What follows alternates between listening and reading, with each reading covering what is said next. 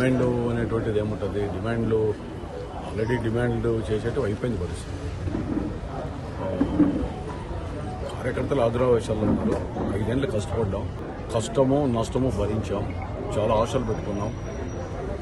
రేపు తెలుగుదేశం ప్రభుత్వం రావాలా, చంద్రబాబు నాయుడు ముఖ్యమంత్రి కావాలా, మా జీవితాలు బాగుపడతాయి, ఇక్కడ శాసనసభ్యుడిగా నేను గెలిస్తే అనేటువంటి భావన చాలా మంది. ఎందుకంటే ఇదంతా కూడా రాజకీయం ఒకరి మీద ఒక నమ్మకంతో నడిచేటువంటి అధినాయకుడిని నియోజకవర్గ నాయకుడు నమ్ముతాడు. నియోజకవర్గంలో నాయకులు సెకండ్ లీడర్స్ పై కింద కార్యకర్తలు, ఈ విధంగా 4-5 లేయర్స్లో ఉంటుంది.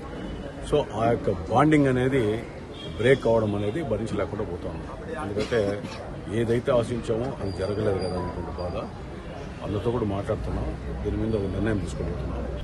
జిల్లా వ్యాప్తంగా వివిధ నియోజకవర్గాల అంతా కూడా మాట్లాడి ఒక సభ నిర్వహిస్తున్నాం.